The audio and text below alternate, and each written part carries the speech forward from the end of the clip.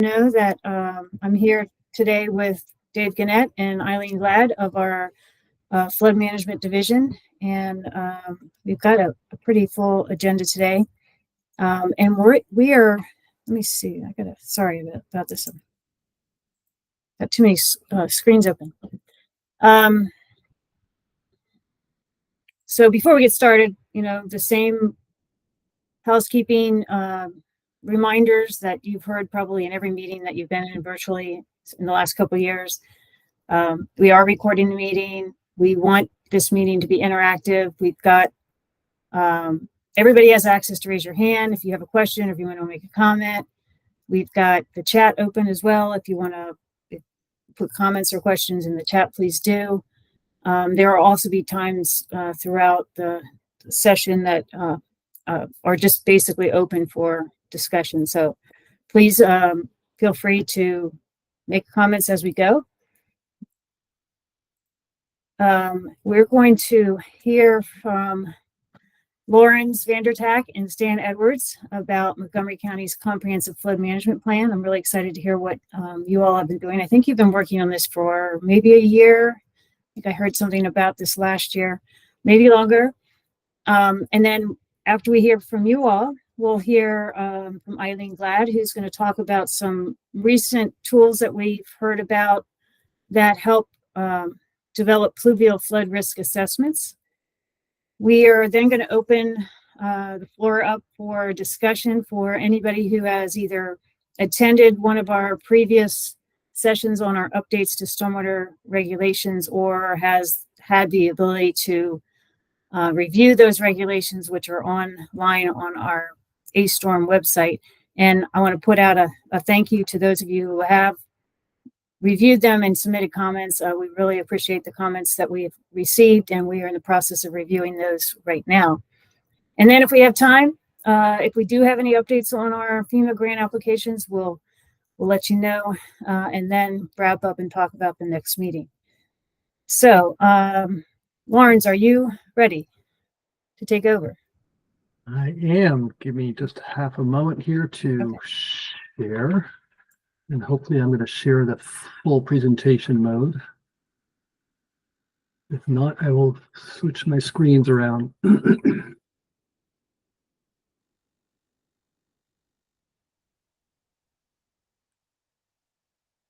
course, it doesn't want to do that right now. Let's see.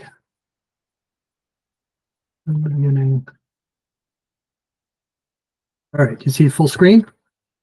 Yes, that's good. Super. So I'm going to share the presentation today with Stan Edwards from Montgomery County, as well as Miranda Santucci.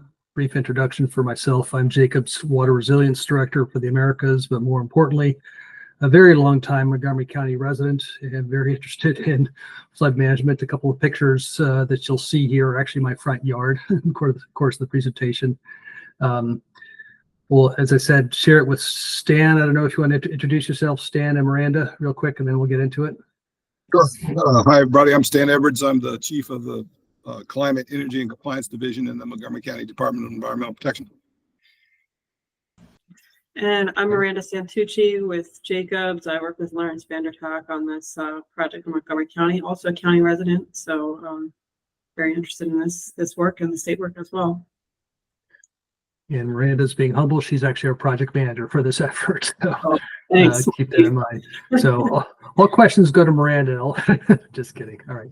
So we're going to share the presentation. This is the overall outline for this. I'm going to kick things off with just a review of some key terms, sort of set the stage, then turn over to Stan, who's going to talk a little bit about the background on the overall comprehensive flood management plan, as well as the first piece of our phase 1 effort we did last year on program and policy review. He will then turn over to Miranda, who's going to talk through the watershed assessment. Sorry about this. Watershed assessment and prioritization of results. And then I'll pick back up and get into some of the nuts and bolts of what we're actually doing on phase 2. Actually, I thought I was removing this bullet, but it's still there. Okay, so let's get into this. Just some key terminology. Actually, I'm gonna close my team so it doesn't get in the way. So just some key terminology, because we often find when talking about flood management that there's some subtle points, maybe for this group, not so much, but there's some subtle distinctions about different types of flooding and where they're happening and so forth. So just want to start with that. And the main one is the distinction between fluvial or riverine flooding versus pluvial and urban. For some cases, we also deal with coastal flooding. That's not the case for Montgomery County. So the fluvial and riverine really has to do with precipitation creating flow upstream that then overtops the banks of a stream or channel downstream. In contrast, the pluvial or urban types of flooding really relates to more localized effects where precipitation will exceed the capacity of local drainage infrastructure. And one of the important things about this is the fluvial and riverine is partly represented, for the most part, represented by FEMA floodplains, which we've been managing for decades. Whereas the pluvial and urban is something that's getting increasing attention because it's happening more often for a variety of reasons. And both are important in Montgomery County, but what's really not well defined is the pluvial and urban piece. So we'll show you how we're getting about that.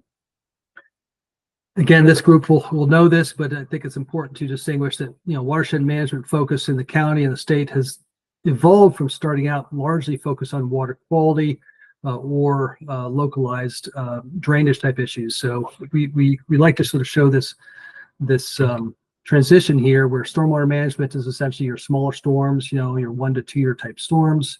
Stormwater drainage is more typically related to, say, a 10-year storm for urban inlet and the associated drainage systems. Some cases up to larger storms like a 50-year storm. And flood mitigation, which is really what we're talking about in this presentation, although not exclusively, is really about the really big storms, the 100-year storms, which traditionally are what's associated with FEMA, but we're also talking about what that means further upstream in these watersheds where they have not traditionally been the focus. So I'm going to turn it over to you, Stan, to give the background, goals, and the policy stuff, and then I will pick it back, or Miranda will pick it back up. Great. Thanks, Lawrence. Just a note on what Lawrence was talking about there and what I'm going to talk about on this first slide is that it's surprising to me the number of people who are going to be involved in making decisions, policy decisions in particular, about this subject that know very little about stormwater and flooding. I often hear from people saying we've had stormwater requirements on our development for years. Why do we have flooding? So there's this real misunderstanding between what stormwater management is associated with quality and quantity control. So again, this will be familiar to most of the folks here, I think. Why do we need a comprehensive flood management plan? We've got increasing flooding impacts due to 3 things. Increases in impervious area. The county's grown quite a bit over the last 20 or 30 years.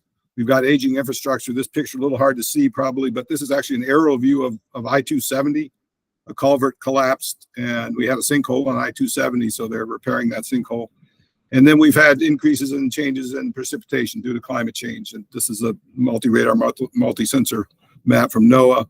The red is the areas of very intense rain. This is just outside DC in the Bethesda area and up toward Rockville in Montgomery County. But you can find these maps in just about everywhere in the country where you see these very intense localized rainfalls and rainfall. And I think that picture is one of the ones Lawrence is referring to, the street in his neighborhood where the water's rushing down there. You can see the manhole cover's been dislodged there. That's right. That's my right outside my house. So what we've discovered, if you go to the next. For some reason, it's no longer sharing. Are you all still seeing it? Yeah. Yeah, we still see it. Yeah, it jumped back to the beginning for some reason. I don't know if you're seeing it on my other screen or not. I guess not. Hold on. I think I need to reshare. For some reason, it's sharing the wrong screen.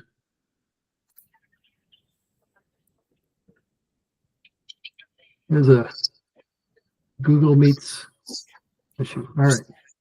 Hopefully you can now see that. There we go. Yeah, there we go. Yep. So as a result of all of these problems, we need to figure out what to do. And right now, there's a lack of understanding in the county of where flooding may occur. And I think that's probably true across the state and across the country. We don't know where we have flood risk issues. We had a flood in 2000, an intense storm in 2001 that flooded an apartment complex where we had a young man who died in that apartment complex. And we just did not know that property was at risk of flooding. If we had looked at it closely, we probably would have realized it because it was built kind of in a bowl. But we think there might be many areas around the county that are in that same situation or a similar situation. And we just don't know that. We don't have the data to understand that. So we need to understand where flooding may occur. And the sub-bullet there, we're going to have limited funding to address this. And we need to make sure we're prioritizing that funding where we have most of our needs, particularly vulnerable populations. And we have no coordinated governance framework to address flooding. I've been with the county for a long time, and we've had big storms in the past. And after every storm where we've had a flooding situation, we've gotten the key departments and agencies together. We've talked about what happened and what we could do in the future. And then we do a few things, and then we don't have a storm for a while, and we go away. And then the next storm happens, and we convene again. So we're trying to become more coordinated in how we manage our flooding programs. So the goals of the Comprehensive Flood Management Plan are first to develop an approach to addressing flooding based on scientific and engineering data. We really need to understand what's going on, not guesses, not assumptions about what's happening.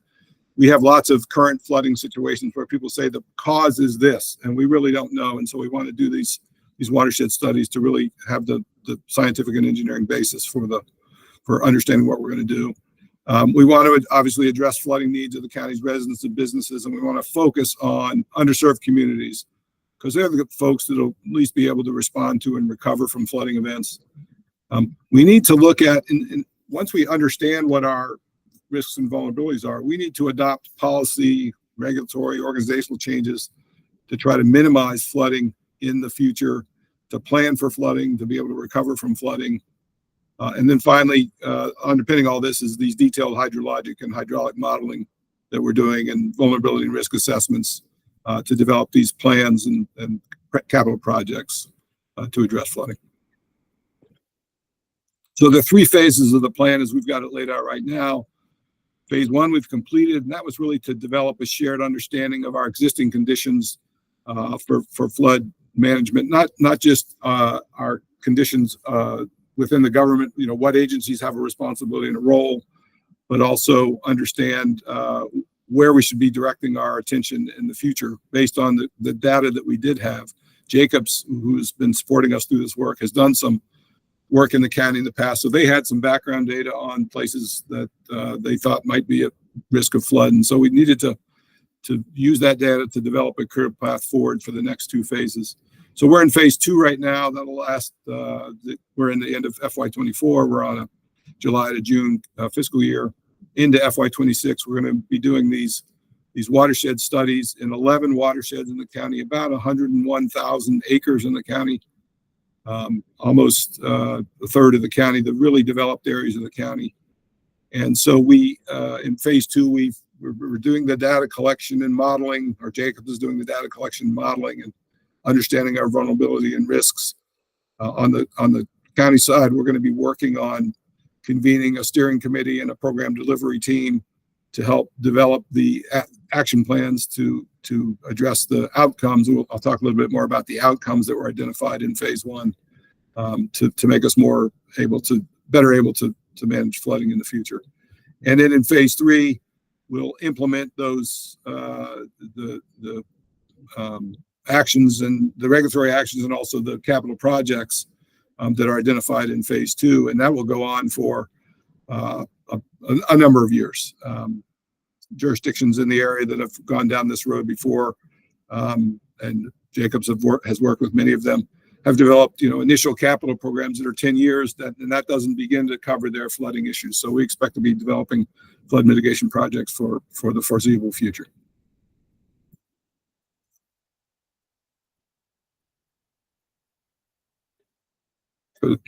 Freeze up again, Lawrence? Yeah, it doesn't seem to. I click or move the down arrow and nothing is advancing. I don't know what's going on.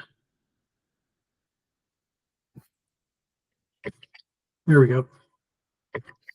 So just a little bit about the phase one activities. really 4 basic steps to that. One was county engagement. We had to get the right people from the county involved in this process. So we created a core team of representatives from the departments and agencies that have a role in flooding.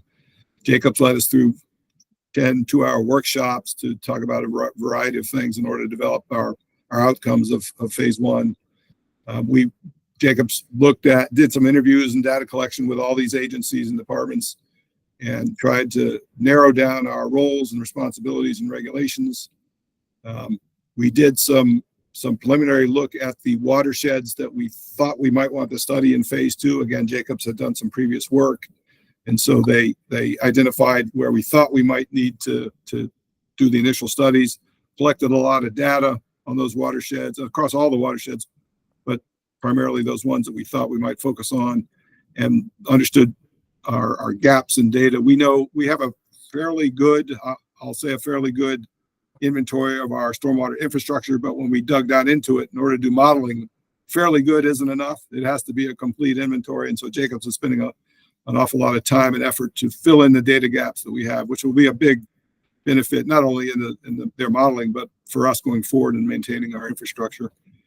And then we had several efforts to involve the community in this process. We wanted to understand what the community's impacts have been in past instances of flooding. So we did a survey and had some engagement events to try to get input from the community to help prioritize the watersheds where we would do additional study.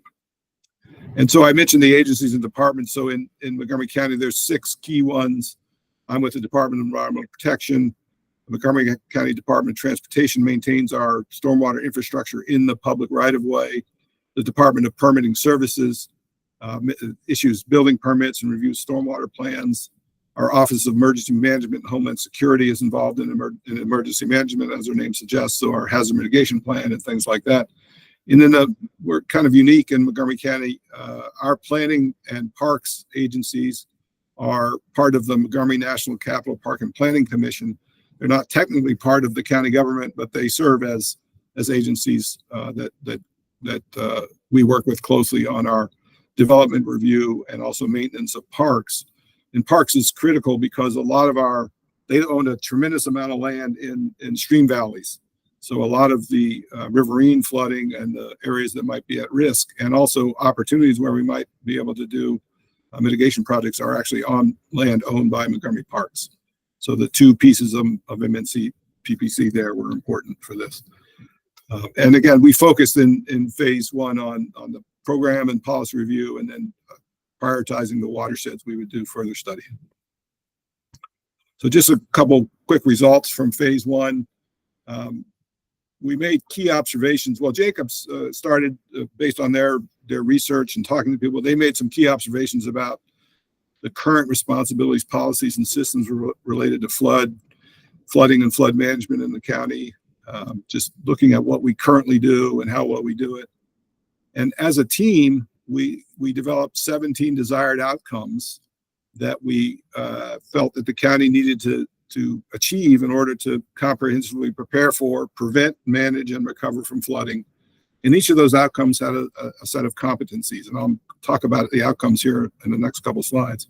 But if we can successfully achieve all those outcomes, then we will be very far ahead in our flood management capabilities. And it's not going to be easy. It will take us some time. And then there were recommendations about how to achieve those. That's right.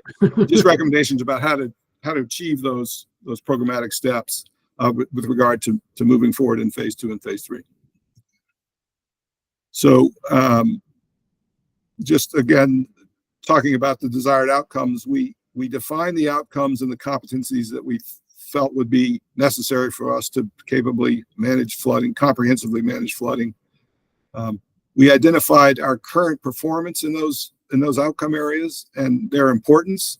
So we had, again, 17 different outcomes.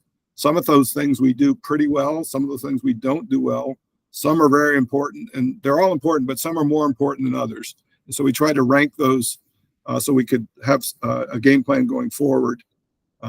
We identified the timing of addressing those outcomes, and also an agency that would be the steward of moving that forward.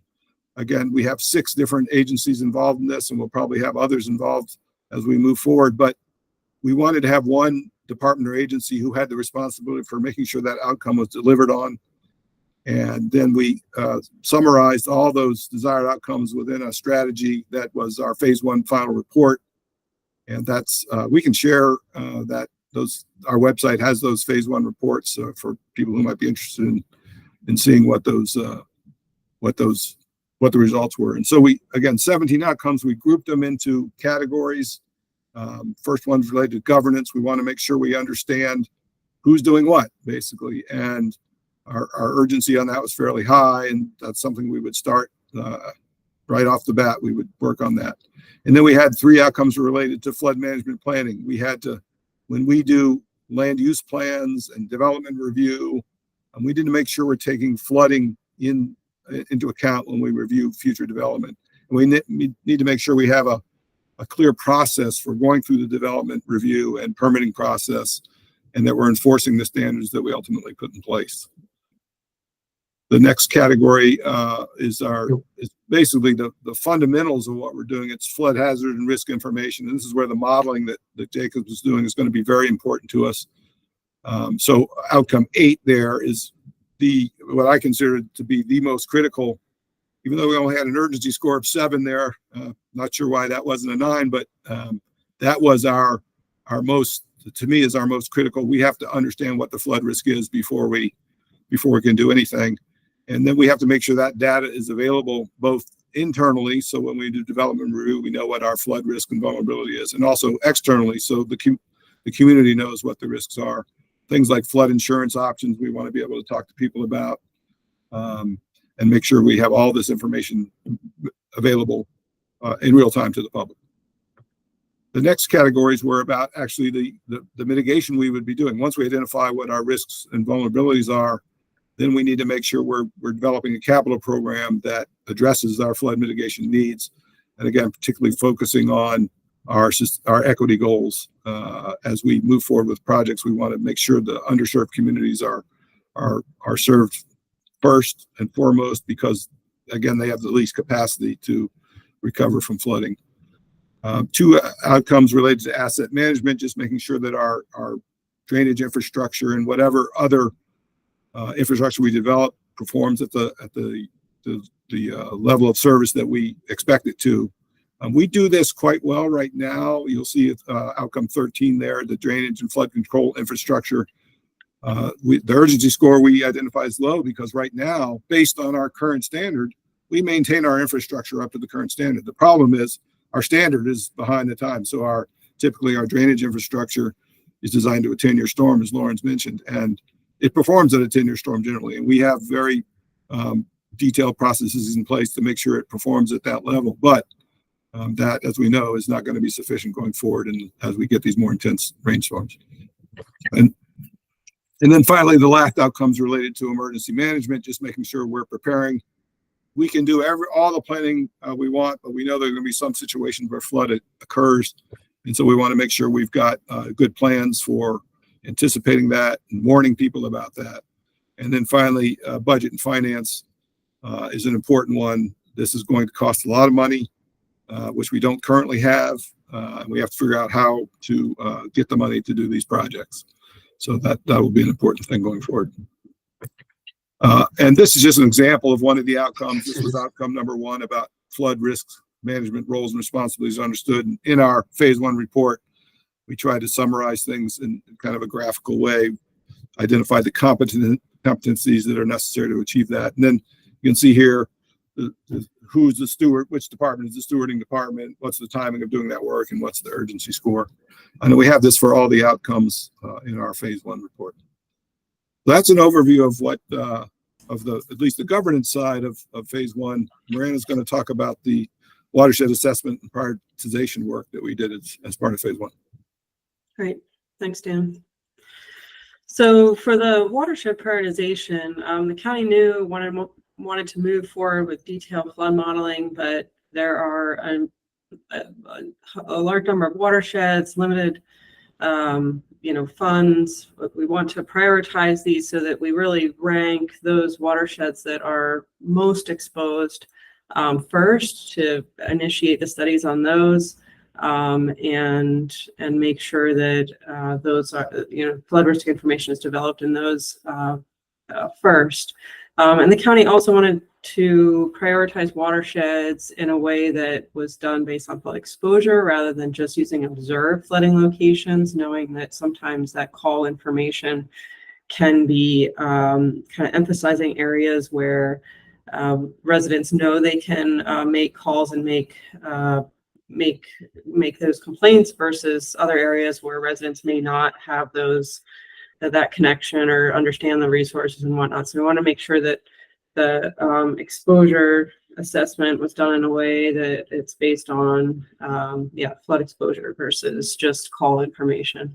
So an initial ranking of watersheds was done using the available flood information, flood inundation layers, both from FEMA and from some prior work that Jacobs had done with a 2D model result. Both of those were used to do a flood exposure at a watershed level. And then those results were validated using the observed flooding locations. So the call information that we have from various county agencies that keep track of those calls that are made for various services. And the chart there on the right is just showing we went through a prioritization. Results of prioritization will be used for detailed modeling, and then we'll proceed through the steps of vulnerability and risk assessment, which will be based on the results of the detailed modeling. So using the depth grid coming off the detailed modeling or the inundation layers, we can then look at vulnerability across the watershed and do a risk assessment using HAZAS tools. And finally, an alternatives analysis is done to take a look at some different solutions and their impact compared to the risk assessment. So the inputs and methods that we use for the prioritization, as I mentioned, there were two different flood inundation layers that we use, both the FEMA and the work that Jacobs had done previously. But we looked at the attributes that are listed here. 6 primary attributes, buildings, both residential and non-residential buildings. We also use the CDC social vulnerability areas, just impervious area as a measure of kind of developed area that may be impacted by flooding.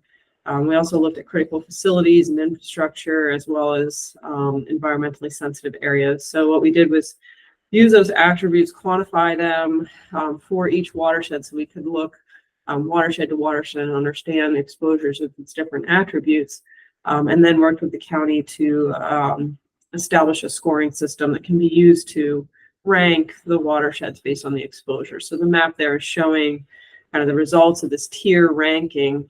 The grayed areas are our tier 4, and then we go up towards tier 1 being the highest priority based on that exposure score. So you can see there's Sligo Creek, Middle Rock Creek, Lower Rock Creek being, our tier 1 watersheds, and the other ones contained in a tier as well. So that exposure assessment, it's ahead of having detailed flood modeling. That gives us a sense of where the high priorities are as we move forward. The next slide. And just looking at the results in a different way, there's a large area contained in just the first 3 tiers here, 101,000 acres, about 150 square miles between tiers 1, 2, and 3. So not even containing that tier 4, which is a large number of watersheds as well. But just a note here, as in terms of setting expectations, we know from work in other jurisdictions that even some of the adjacent jurisdictions with much smaller size have pretty significant budgets when it comes to implementation of flood management CIP projects. So we're looking at potentially an investment for many years to come for this. Next slide. I'll give an overview of our phase 2 as well. So this arrow diagram is just giving an understanding of the timing of the phase 2 activities, and we have phase 3 in there too. So phase one is first that bright green on the left. That's the work that's been completed to date, governance and policy review and the watershed assessment work. Phase two, which is the teal work spanning the current fiscal year and then into fiscal year 26, is going to be both kind of multifaceted. We're going to be moving forward with the program delivery piece of the comprehensive flood management plan. That's that top arrow. We'll be moving forward with that in the time. The county is also moving forward with the pilot watershed study, which has been initiated, and subsequent other detailed watershed studies. And there will be community engagement associated with the watershed studies themselves. So for the specific watershed, as the study moves forward in that watershed, there will be community engagement associated with those studies. So on the watershed study side, as we move from the detailed study, the results of that, the vulnerability assessment, risk assessment, alternatives analysis will be an evaluation of the alternatives. At the end of the watershed study, there's a gray area showing the phase three. So implementation of the alternatives, that will take some time as well to work through the identified alternatives, turn them into projects for completion with the county. So that's our working plan overview. Thanks, Miranda. One thing I'll mention, I've seen a couple of comments come by in the chat, and maybe Stan, you're answering them perhaps, but first is, are we engaging the jurisdictions? Our pilot is Sligo Creek, that includes Tacoma Park. We're getting data from them. We're keeping them apprised of what we're doing. And of course, as we move through the watersheds, we'll engage other jurisdictions as appropriate. And Neil asked a question about, are we looking at economic impacts? For the screening level, we just looked at the number of structures that are involved, but as you'll see when I talk about this later, we're definitely going to be looking at economic impacts when we get the results of the modeling, and we'll get to that as an example in a moment.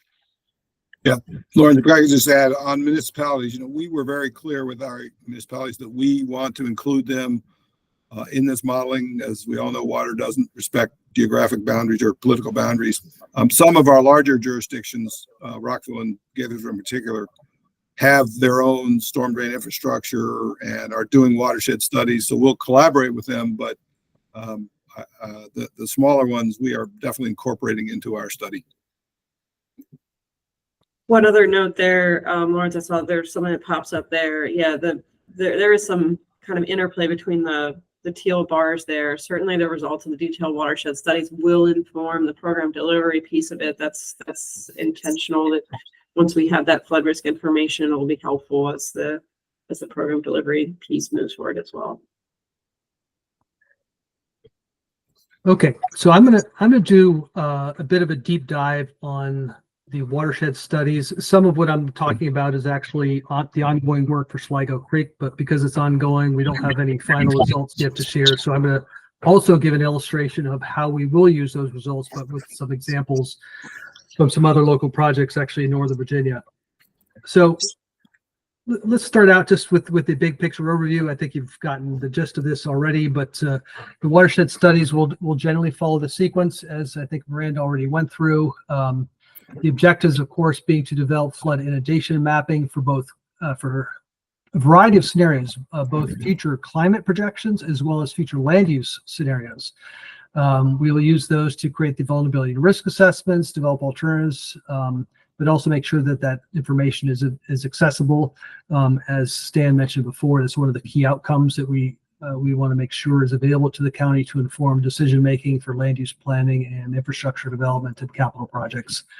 We also want to provide a public-facing flood map viewer, kind of a sensitive topic because there's always a trade-off there, is making information available to folks. They need to understand the risk, but they also may not want to know what the risk is because it affects property values. And so there's a policy question that needs to be sorted. And as I mentioned, the detailed studies will provide support to those ongoing decisions, both for the fluvial and pluvial pieces that I emphasized, but also, of course, the riverine piece. So let's get into some of the nuts and bolts of this, starting out with development of the climate and land use scenarios. We obviously want to understand what the current risk is under current conditions. We have probably a lot more granular data to do this than when I did this sort of thing 10 or 20 years ago in my career. Data is getting better and better for it. And then, of course, future conditions. You know, we need to be able to identify future risks so that it can inform current land use and infrastructure projects, land use policies, infrastructure projects moving forward. And then, of course, data collection. There's quite a bit of, it was mentioned that there's data gaps. So we have a relatively clean network in GIS, but it's missing a lot of things, like the nodes aren't connected, their pipe inverts are missing, or pipe materials are missing. So we're having to fill a lot of that stuff. So that is part of the data collection and modeling. The goal is to be able to create flood information. This is actually an example from across the river in Arlington County. You might recognize some of this. This is actually a neighborhood where this is the legacy stream. It was put into a culvert probably about 50 years ago. And guess what? Now when they have major flood events, it floods right down through all these houses. And this is I-66, which is the part you might recognize. Interstate 66 does indeed flood like this during extreme events, and it has been getting worse. So this is the type of thing we need to be able to understand as we move forward. I saw a question about buybacks. Arlington County has looked at various gray infrastructure solutions in here. They haven't been able to figure that out. They're actually doing buybacks right now in this area. So that's a whole other topic we could get into during Q&A. Of course, we'll do the vulnerability and risk assessments. I'll talk a bit more about the different methods we're using for doing that. And of course, developing the alternatives. And ultimately, want to be able to communicate that information. The example I showed from Arlington was more an internal tool between us and the county staff. Some clients, like this example from Peterborough in Ontario, they're actually making this available to the public, different amount of flooding, different incidences. And now, of course, getting into alternatives. Virginia Beach just went live with a tool we developed for them, where you can not only, you may not be able to see this, but you can pick different types of storms, whether it's a tidal storm for coastal or a rainfall driven storm, different return intervals, different amount of sea level rise. It actually, for those, will show the amount of exposure, the acres flooded, the number of assets that are flooded, and that sort of thing. But they also you have the ability to look at what is the benefit from different types of alternatives that have already been developed by the team. So that's also been made available in that public-facing tool. And if you want to get more local, there are actually the ability to go out and do localized 3D renderings of what the flooding looks like for a given flood scenario. So let's talk a little bit, now that you've sort of seen the overall flow, about some of the specific elements. First of all, the scenarios for climate and land use projections. So the objective with these scenarios is we, of course, want to understand the status quo, what's happening now, and even that's not well understood in some cases. We want a range of scenarios so we can calculate risk in a monetary fashion. The question was asked earlier about economic impacts. We're actually going to come up with the dollar impacts across a range of different storms. And of course, we also want to look at changes in impervious area and rainfall as those to affect risk into the future. I'm going to start with just kind of the end result in terms of our scenarios, and then I'll sort of peel the onion here and show you how we got to some of these. It's a bit of a busy table, but essentially what we have here is different rainfall events listed down the side, what the recurrence interval are, or the historic events. And in this column here, we have different impervious area scenarios. So we came up with a total of 17 scenarios. We're going to look at 2 historic events just for model validation purposes. And then we're going to look with current rainfall design storms. We're going to look at 10 through 500 year storm with current impervious area. And then when we get into the future, we want to be able to look at different projected rainfall and different projected future land use. And so we have a midterm, approximately 2050, not that we were putting dates on it per se, but a midterm scenario in terms of land use. And I'll explain that in a moment. We are going to run most of the same recurrence intervals, but we wanted to reserve a couple of those to look at a scenario with changes in rainfall only, but without changes in impervious area. So we can see how much of the risk change is due to climate change versus changes in impervious area into the future. So let's talk a little bit about the climate inputs. We actually did climate projections using a tool called SimClim. It's very similar to Marissa. Some of you are probably familiar with Marissa, but this actually gives you more return interval and more discrete time horizons. So we stuck with this. And this shows a range of different events. The ones in color are the ones we're actually going to use. The black bars are our baseline. We did not use Atlas 14 directly because it's 20 years out of date. We took the same statistical methods called L moments and updated with all the current rainfall data. So that's what these black bars are for a 10-year storm, 25, 100, etc. And the other colors, I see my colors are off here, but this teal color actually represents the green. That's the year 2100 information, and then the 2050. One thing that's kind of interesting about this is that you can look at some of these comparisons into the future and say, well, the current 50-year storm is actually about the same as a projected 25-year storm in the year 2050. And so this really highlights the importance of looking at those future scenarios in terms of probability, looking at risk, probability times consequence. It really sort of graphically shows those comparisons. Let's look at one specific event because that previous chart was a little busy. This again shows the baseline. This is the updated baseline, not Atlas 14 directly, but the change. This one didn't change that much, but other places it changes a lot. And here you have the 2050 storm and 2100 projections, different greenhouse gas scenarios. That's what this SSP2 4.5, that's sort of a low greenhouse gas scenario, midpoint and upper bound.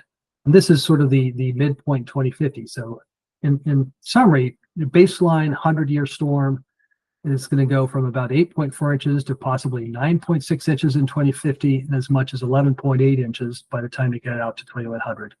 So a pretty dramatic increase across different events. And so obviously the probabilities of big events is going up. We also looked at historical events. I won't spend a lot of time on this, but we looked at 4 different historical events and ended up selecting 2 specifically to do our detailed modeling validation for. Very quickly looking at these, this is actually my front yard during the September 10th, 2020. I'm very lucky I have high window wells, otherwise all that water would have been in my basement. It's a big deal. We developed these kind of cool plots, a little bit busy, but the different lines here, there aren't the solid lines. These are the Atlas 14, the adjusted Atlas 14 return intervals for different durations. And we plot against that what this event actually was. So for a 1-hour duration, that September 10th, 2020 event was roughly a 5-year storm. You see how it changes here for different durations. It's much more dramatic when we look at that July 8th, 2019 event. In that instance, for the short durations, let's say for 1 hour, they had 4.1 inches in 1 hour. And that's more than a 500-year event, this top dashed line. But by the time you get out to 24 hours, it's more like a 5-year event. But this is why durations are really important. People always throw around these return intervals without really characterizing for how long. The type of events we're seeing these days are shorter, more intense. It's really important to understand that intensity factor. So let's shift gears and talk about impervious area and how we came up with those scenarios. This is something I've actually never done quite the same level of resolution. Worked very closely with the planning staff in the county in developing these. So we took 2 different tacks. Of course, we have much more detailed impervious area data than we used to have for current conditions. So we had the most recent was 2019. We had to be a little careful because some of the impervious area data was buildings only. We needed something that had the buildings, the sidewalks, the driveways, everything as best we could. There was a more recent data set, but it was just the buildings. So we chose to use the 2019 data that was essentially everything. And then we looked at future scenarios 2 different ways, and I'll explain this a bit more in the next few slides, but it's essentially what we referred to as the reasonable worst case percent impervious, and this was done by zoning class. And then we modified that, what we call the focus growth area, essentially near transit hubs. We actually increase these reasonable worst case numbers using a somewhat similar method. We also accounted for preserved areas, and this was done, as I said, with a lot of coordination with planning staff. So very quickly, the reasonable worst case scenario, essentially what we did is this is one example for one zoning class, R60, which is one of the largest in terms of total impervious area countywide. Essentially for the top 5 or so, we did this exercise where we went into individual neighborhoods where we knew that they were essentially built out, and you can see them listed here, the different neighborhoods. And then for each one of those, we did a detailed sampling of what the impervious area is for these different examples, and then we came up with an average. So for these 5, they varied from 59% up to 62%, on average 61% of actual observed impervious area in those neighborhoods that have gotten really developed. So the principle is that, if you've seen this in some neighborhoods, the current land use planning and zoning requirements does allow it to get to this level of imperviousness if other areas develop to that level. The other approach, sort of an enhancement to that, was realizing that with transit-oriented development, there's a possibility that there would be even more dense development around transit areas. So we basically looked at along the different metro paths. We also looked at the proposed new Purple Line, and essentially came up with these different definitions of what the potential maximum impervious area could be, let's say within a half mile and within a mile for these different areas. And we also did the right-of-way themselves along those axes, and came up with maximum percent impervious that these areas could grow to. And then we also applied a growth rate. The growth rate was fairly arbitrary, but the idea was that you would eventually get to the maximum amount by the time you got to the 2100 or long-term scenario. Of course, we didn't want to allow that development to happen in areas that are currently protected. So this is mostly in Maryland National Capital Park and Planning preserved areas. In these different categories, they have these preserved natural areas, biodiversity areas, stream valley parks, neighborhood conservation, and managed natural local parks. So those were left untouched, no change in impervious area in those areas. What is the upshot of that in Sligo Creek? Currently, Sligo Creek overall imperviousness is 40%. And these show the numbers for those 2 different scenarios, reasonable worst case and focused growth area. And essentially, you can get this 50% growing to as much as 59% in the long term under these different scenarios. And visually, what does that look like? Nice colorful maps here existing. This is sort of the midterm and the long term. And these show the range of growth in different colors. So say that the long term is mostly in the 60 to 70% category, but around the metro stations, you can see it gets even higher than that, 80 to 90%. You might ask yourself, is that really realistic? Could it get there? Well, I'll tell you, in my neighborhood, I've lived here for 25 years. Half the houses have been knocked down and replaced by houses that are twice as big, with no change in zoning. There's no change in zoning at all. So there's a densification happening, and you see this in many parts of the county, not everywhere. And of course, around the metro stations, we see that as well. So again, it's locked up. Here we go. So the next exercise we went through was to do some assessments of preliminary flooding in Sligo Creek. And the intent here is not really to come up with our final answers in terms of detailed flood modeling, but it's to identify where the more detailed flood modeling is needed. Right now, our scope says we're going to model all pipes 18 inches or larger, but we realize that there are some areas where we need to go a little bit smaller than that. We need higher resolution if there are areas that have particularly sensitive for different reasons. So we looked at the number of metrics, number of flood calls, the number of buildings that have been impacted, social vulnerability, and just how many pipes are there that are smaller than that. In some cases, there are areas that have no pipes at all, just because they weren't developed that way historically. So we went through that exercise.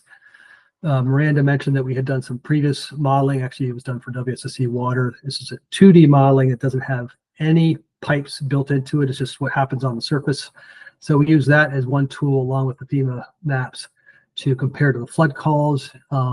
These green dots are essentially where they receive flood calls in those neighborhoods. In some cases, they match well. In some cases, they don't.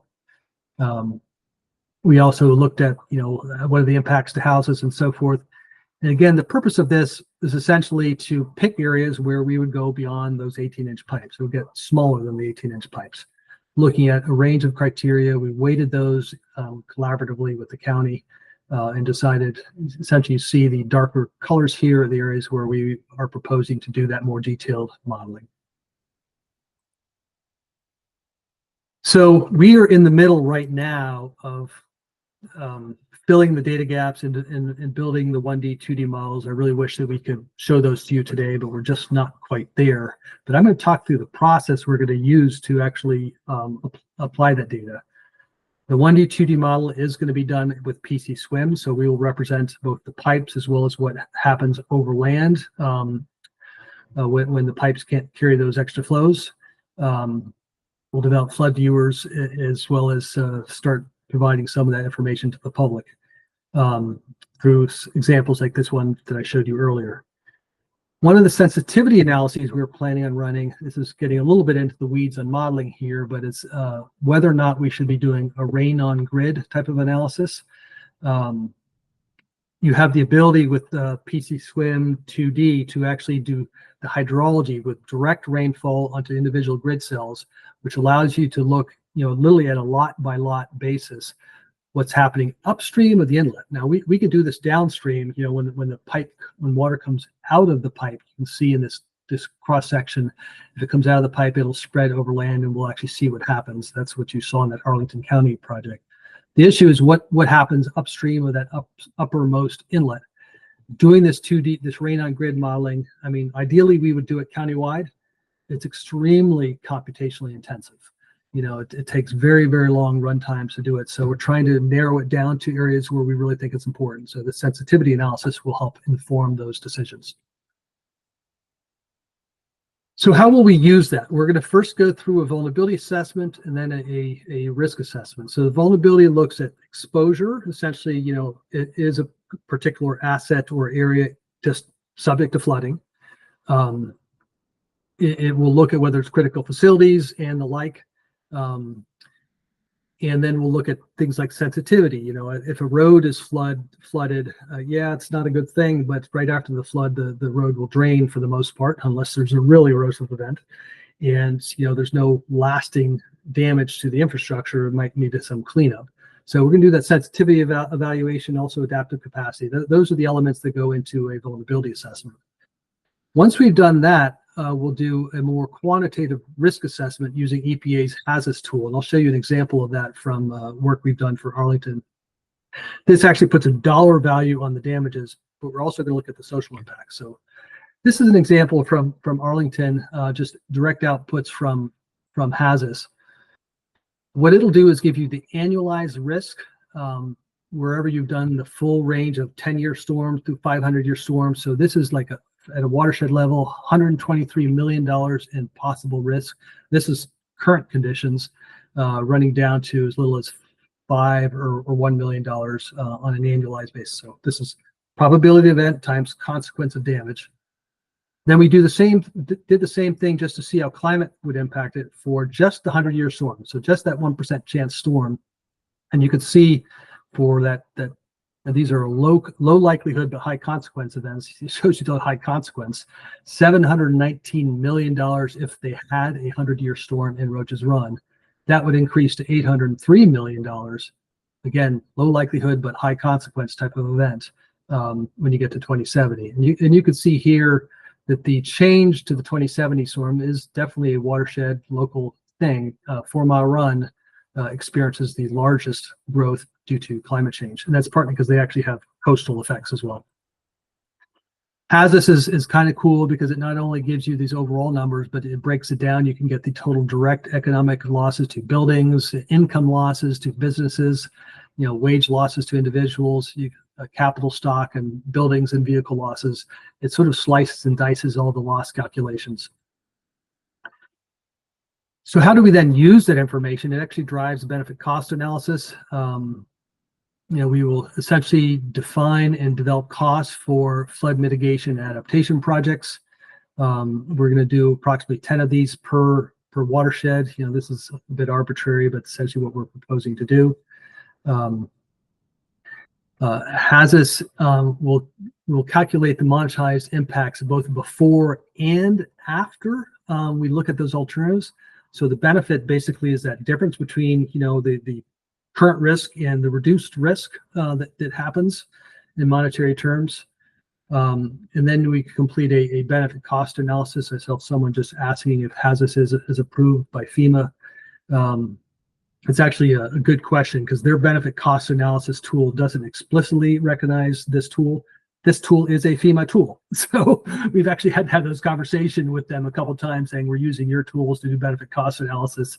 The BCA tool that they have for doing, say, a FEMA brick application is a lot simpler. It does not go to this granularity, and nor does it recognize climate, which this approach actually does. So just a couple of final images as I'm wrapping up here.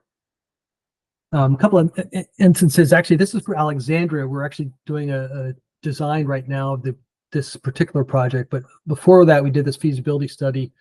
So this shows a neighborhood. This is in the northern part of Alexandria, where they've had pretty severe flooding in one particular area. This is a current 10-year storm. So this is the amount of flooding they have, a 10-year storm. I'll show you the 25 in a moment. And this is after they implement the alternative, which is basically a large conveyance pipe with some surface green infrastructure built in. So essentially, the conveyance essentially eliminates it altogether. But they've also looked at what they're calling an upsized alternative, which is designed to handle a 25-year storm. So let's look at that. This is the degree of flooding. Let me just sort of back up a second. Look at the left-hand map before and after. So this is your 10-year storm. This is your 25-year storm. So quite a bit of red and orange depth of flooding there. I think the orange is 1 to 2 feet, and greater than red is more than 2 feet. So you see that with this design criteria they had is based on a 10-year storm projected out to the year 2070. So it still leaves some residual flooding for that alternative. That's why they chose to look at this, quote, upsize alternative, just to see if it was warranted from a benefit cost perspective. And you can see it again, essentially eliminates the flooding for this larger alternative, which is actually what they're moving forward with right now. We're at 60% design on this project at the moment. What does the benefit cost look like? I talked about how we go about the benefit calculation. This is a summary in a tornado diagram. So the blue on the right is the benefit. So this is the reduction in damages that occur. And the orange on the left is the actual cost of the mitigation. So benefit costs, this is many times that. So very positive benefit cost ratio for these first few watersheds, but not so much when you get down to these others here at Doctors Branch and 4 Mile Run Main Stem. So one of the things that this is actually another way to show risk alone. So this again is this light green. The first bar for Roach's Run is the current risk. And then they looked at conveyance and storage at a preliminary level. You can see a significant reduction in risk here and here, but not so much for these other watersheds. And one of the things that this told us is we can't look just at the economic risk. We have to look at other factors. And the other factors in this case was social vulnerability. We looked at areas of social greater than 0.5 in the social vulnerability index. There's probably other ways we could have done this, but this is what we ended up agreeing to. So you see Doctors Branch has quite a bit of social vulnerability, Bailey's Branch as well. There's some reduction for the two different alternatives. For Doctors Branch, there's a lot for Bailey's Branch. I'm just going to go back a second. If you switch over here, again, economic risk, those two watersheds barely even register. But when you look at them in terms of social vulnerability, they're quite significant. And so to look at that in a different way, we actually looked at quote unquote problem areas, which is the level of granularity we were doing these analyses at. On the left is the economic impacts. So if you know your way around Arlington County, this is Pentagon City. Pentagon is actually right there, Reagan National Airport to the right. So this is a very, very high value commercial district. So not surprisingly, HAZUS is driving large monetized risk there. This is Ballston, again, a large shopping district and high value neighborhood. So not surprisingly, they show up quite high on the economic risk scale, and some of these others are just high value neighborhoods, people with high value real estate. But when you look at the social risk, it's quite a different picture. You know, the locations that have the bright red colors are different. So we ended up coming up with an integrated risk score, weighting those not quite evenly after some discussion with the county, but it's more or less it's like 50 and 40%, and we end up having 10% for environmentally sensitive areas. So you see that if you use this integrated risk score, your priorities would be quite different. Doesn't mean you wouldn't do these projects, but you add in the ones that have social vulnerability to the mix. And so this is what they're using to essentially drive their CIP prioritization right now. So I know that's a lot to take in, but I thought we would stop there and open it up for questions. Excellent presentation. Thank you so much.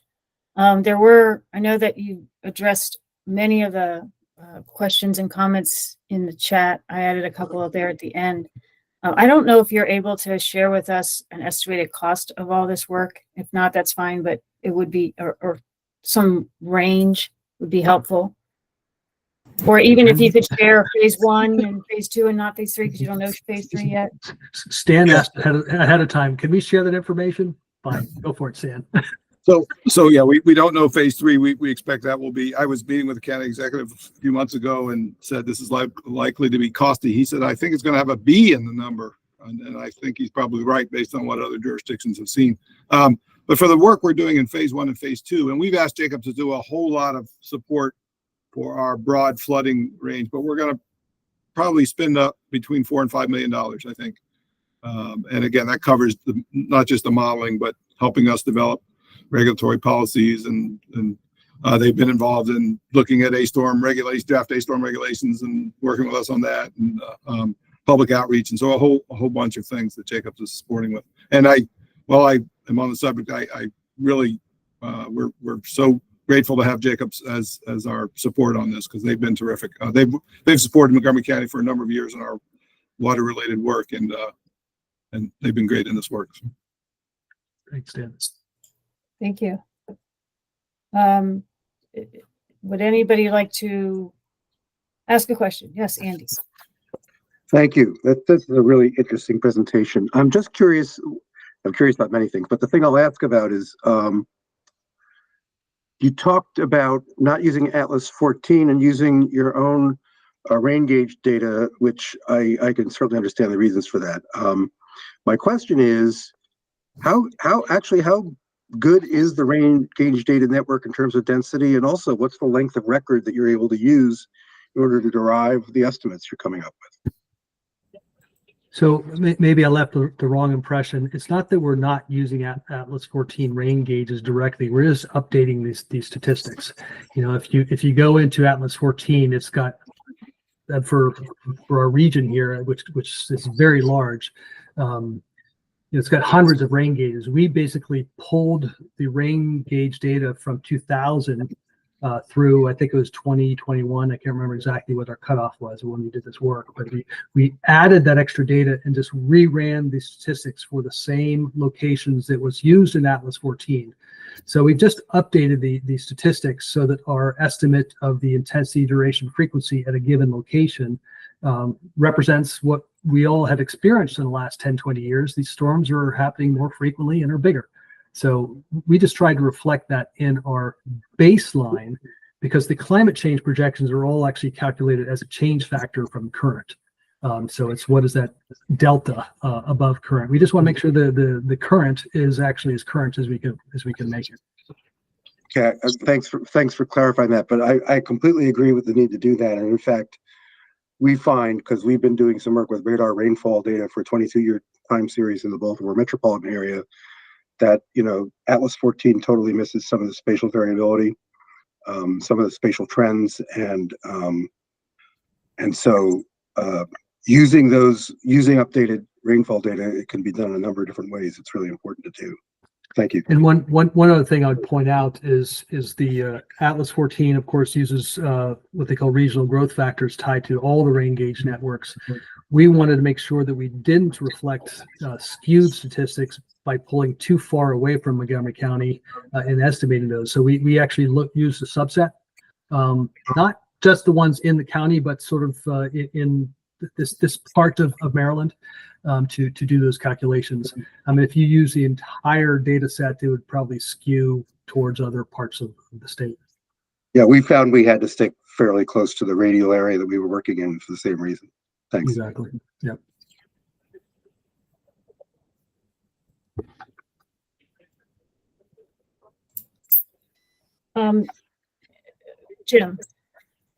Jim George. Great job, everyone. Two questions. One, could you elaborate on what's driving the social vulnerability score? And sorry if I missed that. And the second is that it's my understanding HAZUS can be run using kind of a default data set that I think the federal government has or something, or local data. And I'm presuming you used local data. And if so, how much effort was involved in the use of that local data? Good questions, Jim. So good to see you, by the way. It's been a long time. We tried to use the local data if it's readily available, usually from the property assessor. So in Arlington County, as well as in the city of Alexandria, we were able to get that data. I think the challenge is, the devil's in the details with these things. It is still at a census block level, so you have to use the aggregated information that's in HAZUS is at the census block level, but you actually get the property assessor's data at an individual property level. So there's a trade-off there that has to happen. When we run HAZUS, we run it using an update to what is built in. So you're right, we're using the local data, but it's not so granular that you can say, well, this street is this much property damage and that street is that much property damage. You still have to use their rolled up data sets. The other big challenge that we try to overcome is it's all tied to depth damage curves, right? And those depth damage curves usually have some implied built-in information on what's the first floor elevation of properties. That's also often a significant data gap, is understanding what the first floor elevations are. Increasingly with LiDAR, you can use some automated methods to pull that kind of information. And I'm not a GIS whiz, but we have folks who know how to do that. But that's also expensive. So there's a bit of a trade-off in updating it. But you're right. Fundamentally, you want to use the best available you can, local data if you can, for both of those factors, both the value of property and assets, as well as, of course, the depth damage curve part of it. And then the social vulnerability. Oh yeah, thank you. So when we first did this in Arlington, we used the whole social vulnerability index. If you're familiar with CDC social vulnerability index, it's made up of something like 14 different indicators. I'm not an expert in how to use those tools. We actually have a person recently who told me, no, you probably should have used just these 3 indicators and combine it with the EJ environmental justice tools from EPA. So, and actually, I think, Stan, in Montgomery County, you have your own social vulnerability indices, which I would assume you'd want to use. Is that right? Well, yeah, it's funny. There's a number of different indices that are used. Metropolitan Washington Council of Governments has an index they use. The county government has developed for certain things. There are several federal ones. So I think, and they're not contiguous, but there is a great overlap between them. So that's one of the things we'll have to evaluate as we go forward. And if you're familiar with them, there's things like not just people's income, but of course, is it English as a second language, proximity to transit. There's a whole host of different factors. And there's policy choices on which ones you want to use and include in those. So I'm sure when we get to that stage, Stan, which is probably not that far off, we should have that conversation for Montgomery County. And just so that I understand, you're looking at flooding depths, right? And so you're kind of taking out what's the value of the buildings and just saying something to the effect, these areas are flooded, regardless of the value or the damage to the buildings. They're in socially vulnerable areas, therefore they get some kind of score. It's something along those lines. Yeah, for the social vulnerability, that's correct. In Arlington, honestly, we just looked at area of flooding. But in hindsight, actually towards the end of the project, they would say, well, we should at least be looking at what the structures are. There's a debate about that because honestly, it's not just where people live, it's also the infrastructure and the facilities that they use. So how we apply the flood extent and depth to social vulnerability is something we'll need to dig into. That's separate from the hazards analysis, which is depth damage, but that tends to undervalue the socially vulnerable communities. That's why we want to look at them separately. Hey, there's a question here from Neil, and it's somewhat related to the questions I was asking. And he asked, are there plans to have the county DEP continually update and maintain the model as different developments are submitted? And my question was similar. It was, would you have development managed to a certain level, essentially to prevent having to update the model? So it's similar questions for new development, as it's occurring, impacts are going to be generated from that development property. If there is an additional management requirement for that property, it's likely at some point there will be a cumulative effects of all the development that'll start to have an impact on the model results. Yeah. So that's clearly one of the most important policy and programmatic issues we're going to have to figure out is, number one, do we continually update the models?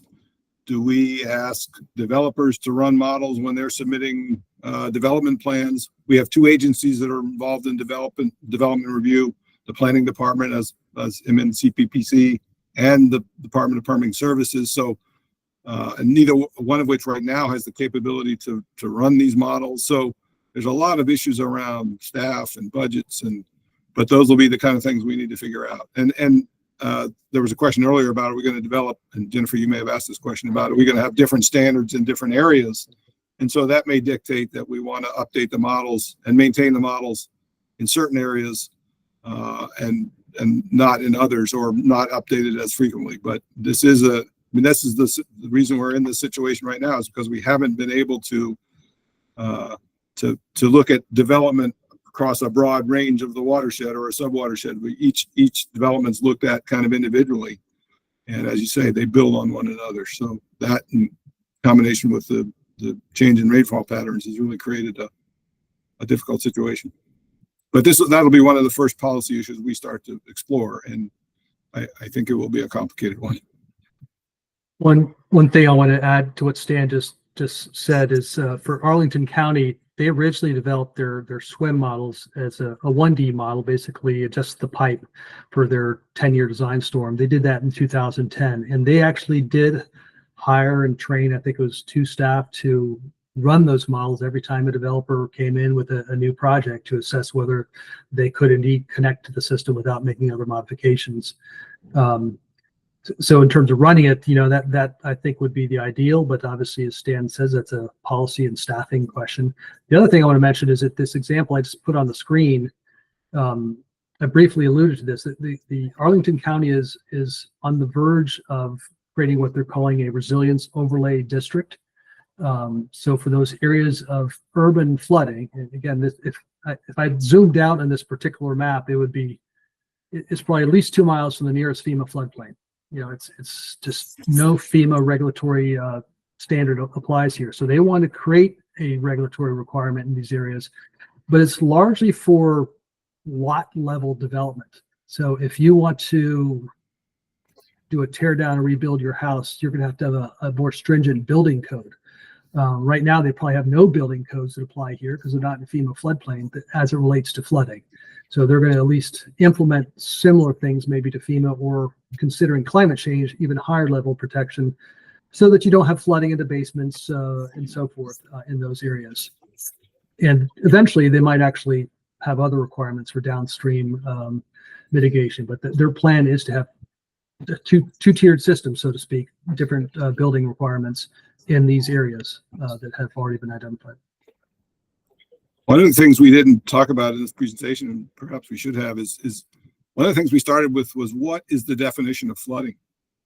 And that's still, many people will have different answers for that. We have lots of what we call nuisance flooding, lots of lot flooding, that this work may not identify where those issues are or come up with solutions to them, but those are situations that are to residents are their most critical concern. They obviously don't want roads to flood and critical infrastructure, but when water gets in their basement, that's a costly problem for them. And this work won't fully address all that. And so part of our policy and programmatic work will be to figure out how to fill in those kind of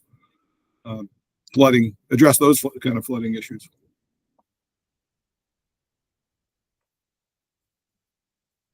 Sometimes it's through incentive programs, right? We've talked about that, Stan, as some sort of grant program that would help folks do some flood proofing on their individual properties. Yeah, and a lot of that is education and understanding what they can and can't do, and then providing some financial assistance for it. Yeah. Okay, last call for questions. Jim, one more. Last Okay. question. So you talked about Virginia Beach, and my understanding was that when they got started on looking at all this, they shifted some of their analysis earlier in the land use planning phase. Kind of used the trigger of changes to zoning, upzoning, to require developers to run some analyses kind of at more of a watershed scale earlier in the planning phase. And I'm just wondering, Lawrence, if you're familiar with that and have any thoughts on it. Yeah, unfortunately, I'm not. Now, we're program managers for their flood program, but we're actually not getting into the weeds. The modeling was done by other folks. This visualization tool I showed you, we help prepare. We're basically overseeing the capital project development, not those policy things. But if you're interested, I know the folks who are involved, so I could put you in touch with them, Jim. Yeah, I'm somewhat familiar with them. I just thought you might have some insights. Thanks. No, I don't. Sorry. All right, thank you. Very good presentation, a lot of great information. Hopefully we'll be able to get copies of the slides and combine it with the rest of the presentation to share with the group. And with that, I'm gonna take over the slides, take over the screen, I guess. Let's see. And turn it over to Eileen, who's going to continue to talk about pluvial flooding and flood risk tools. So Eileen? Yeah, so much of what I'm about ready to talk about flows from what we just heard. So this is good. But real quick, I'm going to put a little plug in for our entry-level position. 1 year of experience in environmental science, hopefully some GIS experience. Please spread it around. It's open for, I think, another week or two. I just put the link in the thing. Andy, if you got some recent grads, we definitely use one. So what I am talking about today, Jennifer put the agenda out as pluvial flood risk, and that is one name that this tool has. Another name that it has is a flood potential map. We are at an early stage of this project, so we don't even have a title figured out yet. You guys are the first ones to hear about this. I think there might be 3 of you, maybe 4 on this call that know what I'm about ready to say. But for most of you, this is going to be new. So next slide. We've talked about our 3 FMA grants, and we were sitting in a Silver Jackets meeting 2 weeks ago, and we're told that our grants are about ready to be awarded and that we should just sit tight and wait for an email that was going to come the next day, and we're still sitting tight waiting for that email. So we have verbal award basically. So we are continuing with our planning. How this ties together is the grant 1, the prioritization tool. I previously presented on that, I think in August last year, to this Watershed tag, and I received some fantastic comments back. Thank you all. Those shone a light that what the tool was doing, the proof of concept that we previously put together was analyzing existing metrics, but we didn't have any unique analysis. any unique tools, any unique mapping. So we've been investigating ways to do that. And in an ideal world, it would be a pluvial flood map. Next slide.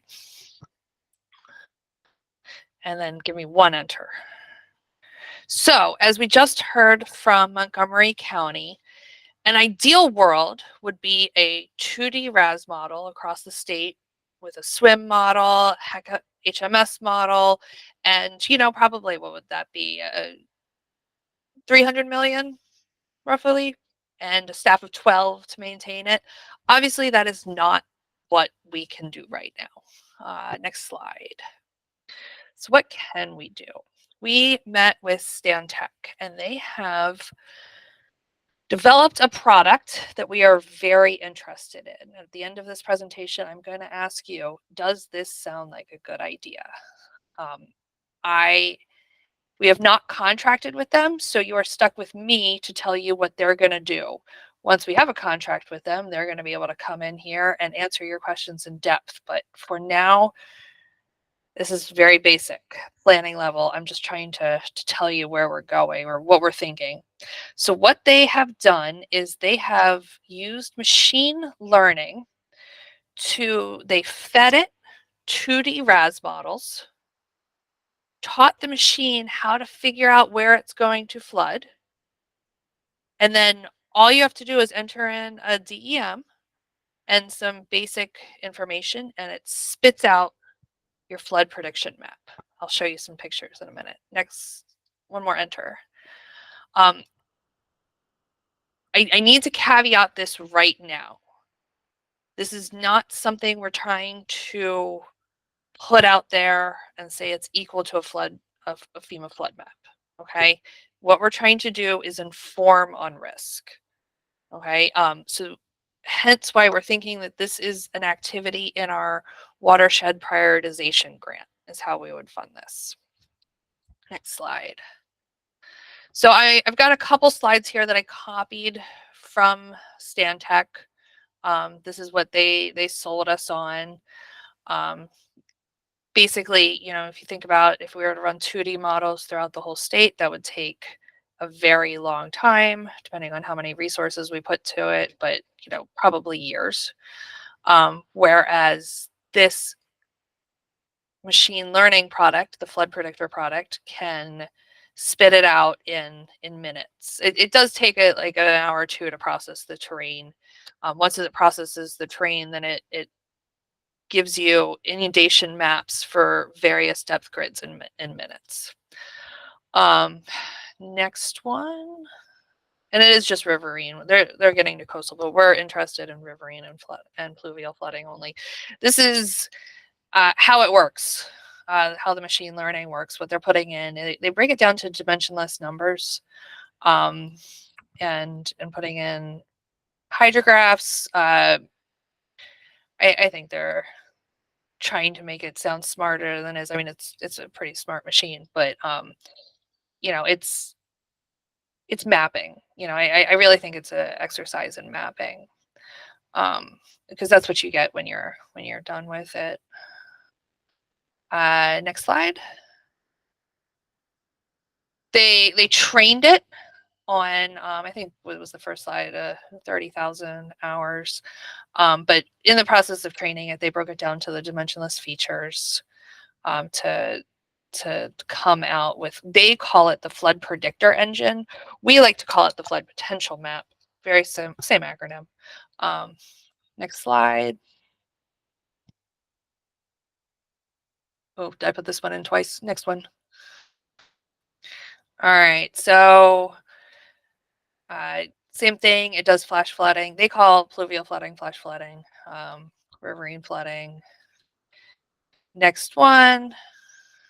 And this is where they told us how accurate it is. That's the thing with going with a company like this, is that they pay to have all of that, the F1 score determined. So next one. All right, so we met with Stantec and they told us about their product, and then I said, hey, can I see what this looks like? because we saw those slides that you just saw, and I said, I think I know what this is going to be, but I need to see it. Like, what is this going to look like? So they ran it for a watershed for us, and we got them to run it at 2 different values of excess precipitation. They did it at 0.57 inches and 3 inches. They intended for the product to have the user enter the amount of stormwater management in place as it's just a factor. And then the infiltration, and at the end of the day, the machine is told an amount of excess precipitation. And I said, well, that's not cost effective for us because we want a static product. We want static maps. And so the goal, the design would be to have Stantec run this product throughout the state at various values of excess precipitation. And then we would actually create our own front end GUI to use any situation in Maryland for how much stormwater, how much infiltration, how much precipitation, enter all those in, and then you come up with either 1 inch of excess precipitation, 2 inches, 3 inches. We might figure out that we need to do 1/2 inch increments as well. But that's what the end goal is that it's a statewide product. So anyway, I gave them a watershed that it's the upper Tapsco. It's got a little bit of Howard County, a little bit of Anne Arundel County, a little bit of Baltimore County in it, and lots of examples of pluvial flooding. This one is the one that I picked for this presentation. I picked it because we had an NCEI event that seemed pretty reliable. They had to close Meadow Ridge Road. It actually had 2. You can see there's 3 dots there. One of them is from 2011. There's also one from 2013. But they said that they got, if I had clicked on a different dot, you would have seen that a local rain gauge picked up 7 inches of rain. Interestingly enough, for that same event, I went and collected rain gauge data from the airport, and they only picked up like 2 inches of rain. So at first I was like, well, this isn't gonna line up with our map. But then, as we just talked about, these microbursts coming down, the fact that it's so close yet such different results because of these storms that are so small. Anyway, all right, so next slide, I will show you. Oh, no, you get another one. Here's some topo. You've got the blue is the 100-year floodplain, so you can see where these 3 dots are. Drainage to the northeast. That triangle to the northwest is a stormwater management pond. Also to the northwest is some warehouses, and then I believe that Howard County might be looking at some development directly to the north. I'm not really sure what's going on there. So if anyone was just looking at this, like if you didn't have topo, you would say, oh, look, there's 100-year floodplain to the north, there's 100-year floodplain to the southeast. We must be at the high area. Why would it flood there? But let's look at the next slide. Oh, sorry, I did pull in some slides. This is Forest Conservation Act, local protected lands, just showing you that we don't currently have a local floodplain on this. Next slide, I think, is the DNR wetlands. The stormwater management pond is popping up, and you got a little bit, but nope, we're not protected in any way. Next slide. Oh, and here's the crab. So we're starting to get a little closer, but still nothing, no maps that show it is going to flood where we have these NCEI event data showing that it floods. So let's look at the next one. All right, here is Stantec's flood predictor. This is the map. Jasmine, I have a slide showing flood factor. Yep, we will get there because it is not a lot different. I've actually got a couple different products to compare. So here is 0.57 inches of excess precipitation. You can see how they're showing pluvial flooding. Potential for pluvial flooding. This is not modeling storm drain. So it's not saying there's going to be, it's just got the potential for it. And based on landforms. Next slide. All right, so the first one was the 50% probability rate. This is the graduated risk, graduated probability. So you can see that there's a smaller chance, what is it, like a 30% chance of that area flooding at 0.57 inches of excess precipitation. One of the questions I'm going to ask you is, what do you think is easier to digest? The first slide that we just saw, or this slide with a graduated one? Would you rather see an in-out boundary or a graduated risk? All right, next slide.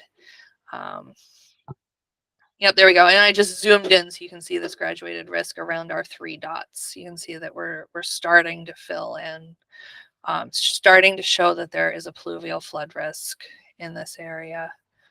Next one. All right, now we have the 3-inch.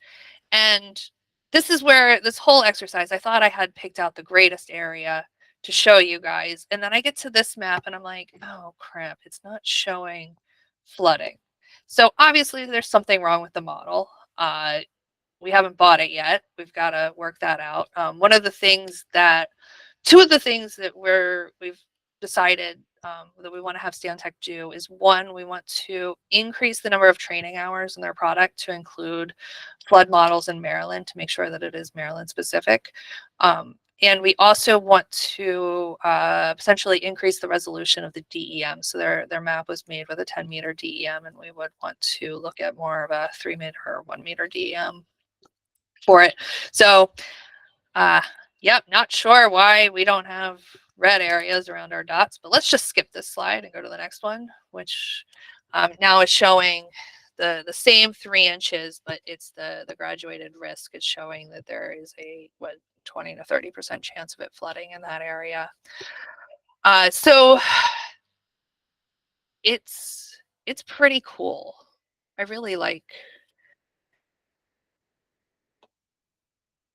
that it seems to fit that the curve of cost, where the curve meets efficiency and meets effectiveness. Like we keep going and we're saying, oh, we have this idea, but it costs too much. We've got this idea that would be really effective, but we don't have the time. So this product kind of hits that intersection. And this is what it would look like. Either this, or we just pick one probability level, because that's what FEMA does. That's what Marissa does. All of these things. It says it's the 75th confidence interval. And so what you're seeing is a graduated risk, but when we present it, we'll probably do like one confidence interval, like you saw in the previous slide. All right, let's keep going. All right, so I zoomed in again here, just to show you what it looks like around that problem area. Now remember, this is 3 inches of excess precipitation. The rain gauge picked up 7. Was 7 inches hitting the rain gauge. So you assume some abstraction, you assume some stormwater management. And looks like we might need to work on the model a little bit. Let's go to the next one. All right, Jasmine, you asked about risk factor. How does it compare? I just pulled this slide off of Redfin to show that they are also showing flooding in this area. The thing to consider is Redfin is showing it as depth. Ours is graduated risk. I know risk factor is also using a graduated risk analysis. So I'm not entirely sure how they've correlated it to depth, but that's what they say they're showing. Next one. All right, here's the other one, is that Andy's on here. He, one of his colleagues, Matt Baker, has created a concept where he's the machine. Like, he used all of his knowledge of flooding to say, here are the land patterns that will result in flooding. For example, a very steep slope followed by a flat area will flood. And he wrote a script and ran it. We had him run it into the exact same pilot watershed, not really pilot, but like test watershed. So I was able to pull this from the same area, and his actually looks like it is almost a little bit better than the Sandtech product. But it's doing a very similar thing. So this is something we're still pursuing as well, because it's the same concept. You know, it's showing where there is a potential for flooding. Next one. Oh, this is a zoomed in thing. And once again, this is not tied, or I guess not once again, but this is not tied to a specific precipitation event. Like we're not saying it's going to flood when you get 5 inches of excess precipitation. We're not saying that. We're just saying the UMBC product simply says this area is likely to flood during a flood event. And I guess we could, if we wanted to go down that rabbit hole, we could tie it to events, but that is not something we've necessarily seen a need for, because this tool, remember, isn't a flood map, it's a flood predictor of risk. It's all we're doing is informing of risk. So we'll be able to use it to look at, for example, land area covered by the raster within each watershed, which watershed has more area, which area one has structures in it that are at risk to flooding, various metrics like that we can pull into our existing prioritization map. It's just another data level layer. A lot of the comments we got on our prioritization map was that we were too reliant on the FEMA floodplain, so we realized we needed another floodplain for our prioritization map. And this is kind of where that has evolved to. How to cost compare. So the prioritization map is the grant is, you know, somewhere a little less than $1 million. And if we are really good with money, Dave thinks he might be able to convince me that we can afford all three. I don't. I think we can afford 2 out of the 3. The UMBC model is not public. It is, he did it, I don't know, I think he was just kind of bored one day and had an idea and then presented it somewhere and was planning to just drop it. And I said, no, this is really cool. I think Jennifer did the same thing. And like, we both went to Matt and we're like, no, this is exactly what we're looking for. So he's kind of continuing the process. I think he's planning to bring in some undergrads next semester to help pursue it a little bit more. We've also got USGS involved with the UMBC thing to use the hand method to model fluvial flood risks upstream of the FEMA floodplain. These are all ideas. We have nothing in stone yet. Next slide. Oh, I think, yeah. All right. Open it up for conversation. Does this look interesting? I told you I would have some questions for you. Let's just go ahead and do all of the questions. Jennifer, if you hit it a couple times. Oh, sorry. Yeah, I've got three questions. Yep, there we go. All right, Andy. So just since I've been working with Matt on this, he's done the work. I've been working with him in terms of conceptualization. So I just want to give a little bit more background in terms of what it is that he's produced. And but before I do that, I'm going to actually tell you that I think graduated risk makes much better sense, because anytime for communicating with people who want to know, am I safe or not, sometimes you have to do that. But you could do that if you have a graduated risk and just decide to put a boundary, you know, based on some percent risk. If you don't have the graduated risk, you're stuck with one boundary, and we know that boundary is going to change. Any FEMA map that comes out is obsolete the day it's published. what I like about what you just showed, and then I'll explain a little bit more about what Pat was doing. It's different. What I like about what you just showed is that if you do it based on excess precip, you can actually adjust what the probability that's associated with that excess precip and even what causes the excess precip over time as the watershed changes and as climate changes, but the scenarios will still work. You just might have different versions of the scenario that attach to a different probability. So that to me has tremendous value over just saying what's the X year event. Because the X year event we don't know is going to change. That's the reason for all of this. In terms of the geomorphons, this is a method that was developed by some folks in Eastern Europe back about probably about 10 years ago now. And Matt got interested in it and started to adapt it for a variety of other purposes. But what it basically does is it looks at the curvature of the landscape and it classifies landscapes into different kinds of features. And you know, you can see valley forms, you can see closed depressions, you can see ridge tops, you can see various things that we would all recognize if they were explained to us. What we started to notice about 1.5 years ago was that when we started to look at places that seemed to be flood prone, you could think about where you were more likely to get floods if you looked at places that had, let's say, steep gradients and convergent topography, and then they flattened out somewhere where the water would come up to the surface. And so, you know, you can look at the drainage area upstream, and there's a variety of factors. And so he started to fiddle around with this.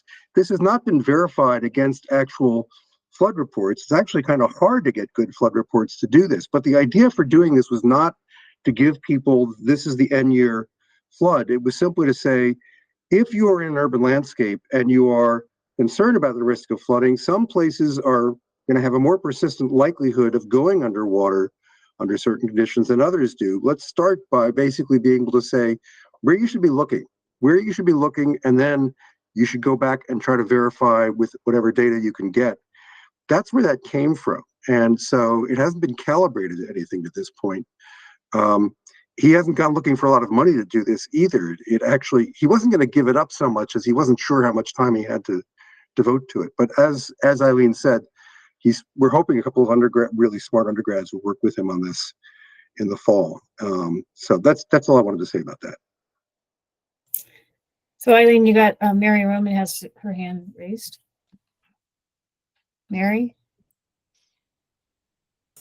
Hi, I think I'm speaking because Neil told me that he didn't believe I was on the call. So Jennifer, I hope to be involved in this committee moving forward. I haven't had the time in the past, but I just wanted to make an observation, right? And Lawrence, thanks for the explanation, right? This is my observation. The work that I think is applicable in Montgomery County, Arlington, City of Alexandria,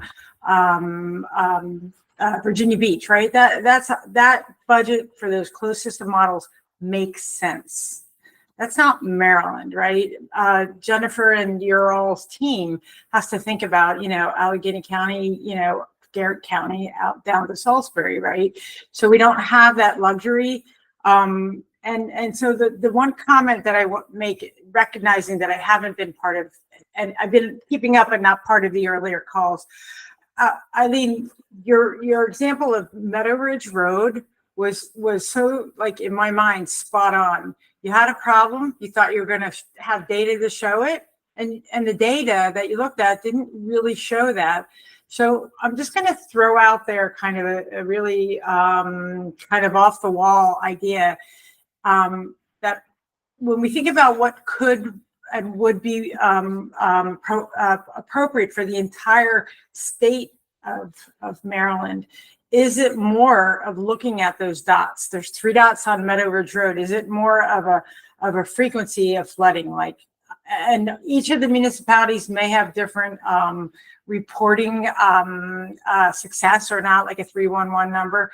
But because we're so, it's such a large area, there's such a large amount of variability and density of development.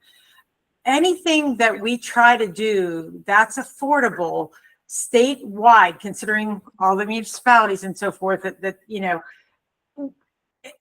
how can we possibly do that on a hydrologic/hydraulic basis you know, beyond FEMA flooding, right? That's the basis of available data across the state.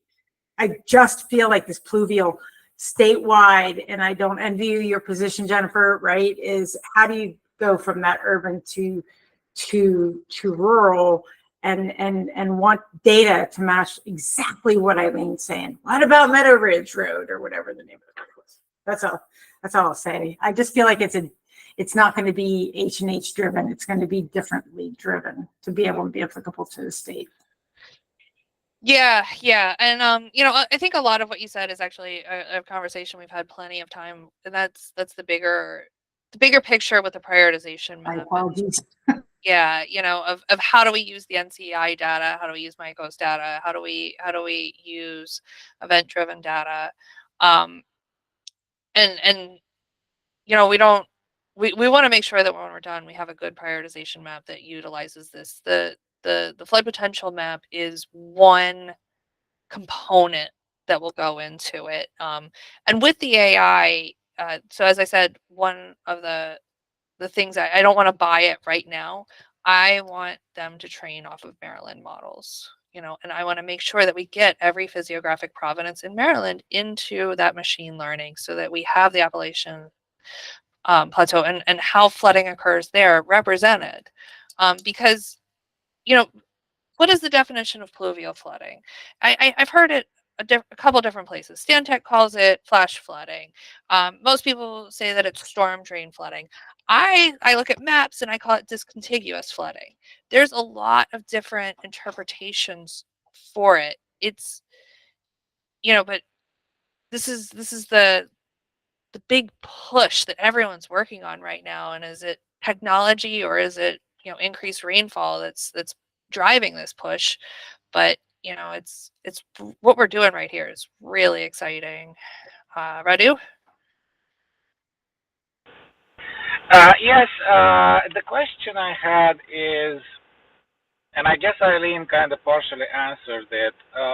What is the purpose, and how do you see MDE using this tool, whether it's Stantec or UMBC or whatever variant or combination of variants you're choosing?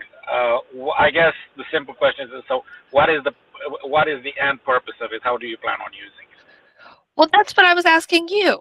So we plan to use it for the watershed prioritization. So we can't run 2D models for every watershed in Maryland. So we intend to figure out which ones are most at risk for flooding with this tool, as integrated into the metrics, and then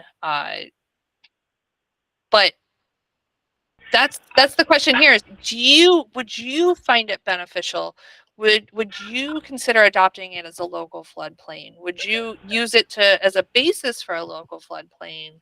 I guess that the reason I was asking the question is that, well, as you know, and I've said it in several meetings in the past, we've already developed this framework of the tools, which truly, well, risk of flooding is one of the things, as you very well pointed out. We got three others that make into a score, which determines where resources are being allocated. And a risk of flooding is important, but it's one of the drivers, one of the many drivers.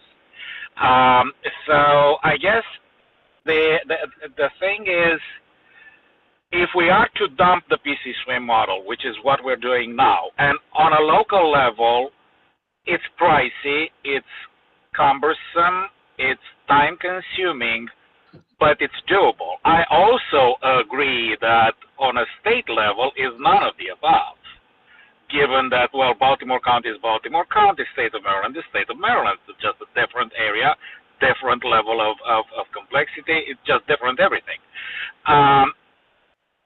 The reason I ask the question is, if MDE is a state agency comes and says, all right, let's use, I'm just speaking as a random, let's say we're using the UMBC, I'm not going to even say Stantec, we're using UMBC, good. Does that mean that, or would the expectation be, explicit or implicit, that all local jurisdictions go with the same? And how well does that modeling to integrate with the PC swim to the modeling, which so far we do.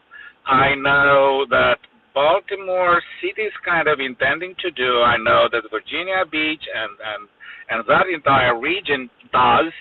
So is there equivalency between those, or there is none, or we don't know?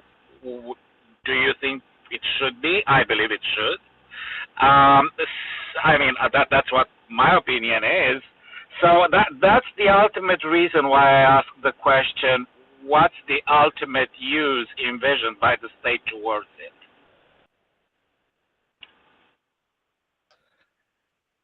Yeah. Okay, so Dave has his hand up. I want to see if he has an answer, but also I want to let everybody know it's 2:53. We had intentions to talk about or open up for discussion our stormwater regulations, and I don't think we're going to have time to do that today.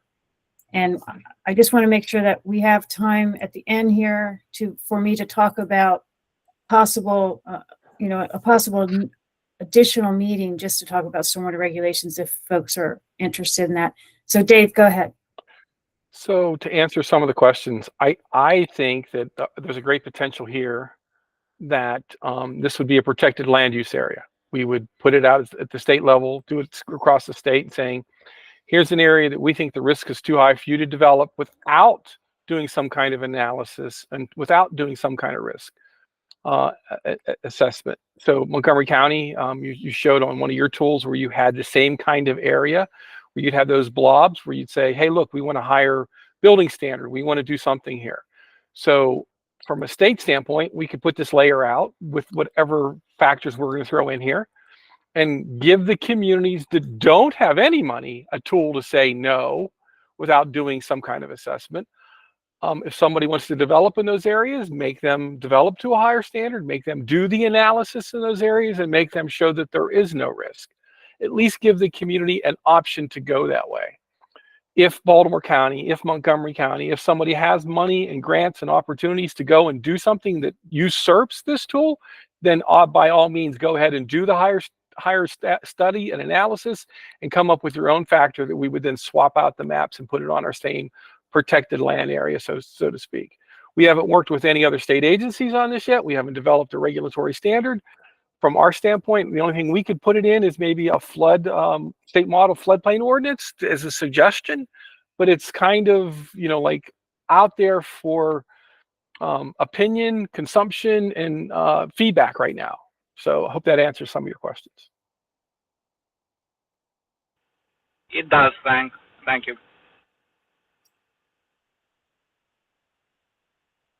I'm going to follow up with what Dave said and say that this is all very preliminary.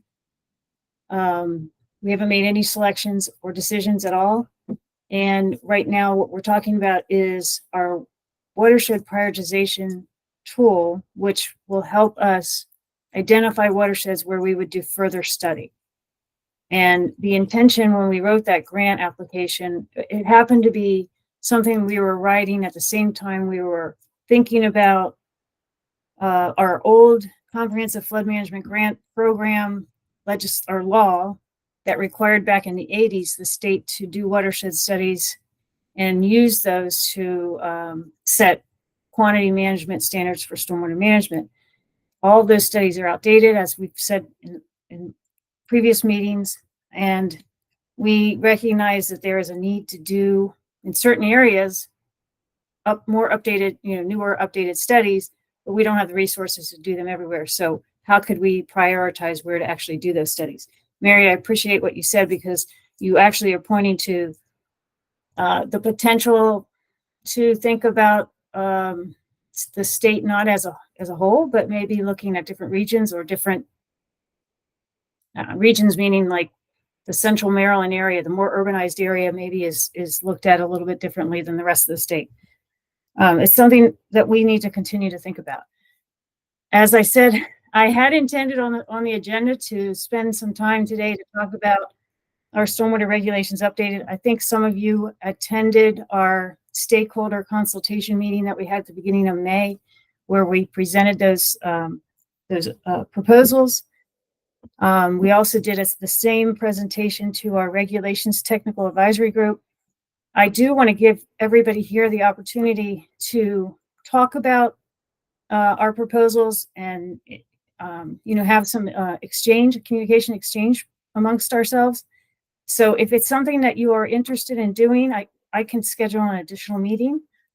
I'll open it up and see if those of you are interested in me doing that. Our next meeting is actually officially not, it's scheduled not until October. So we wouldn't have another meeting until October. So let me know if that's something you're interested in doing.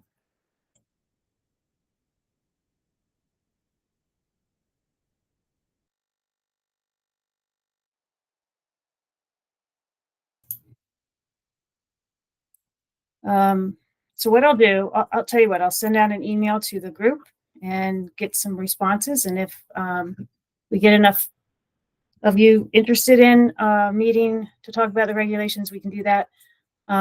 We also will probably schedule another regulations technical advisory group meeting soon. So that might be an opportunity to have that conversation as well. Any last minute comments that anybody wants to make? We have 2 more minutes. And you can come hear Jennifer speak on Thursday at the CWB A-StoRM Committee seminar. So don't forget, good list of speakers. For that's at Maritime in Linthicum, $100, CEC credits. Jennifer.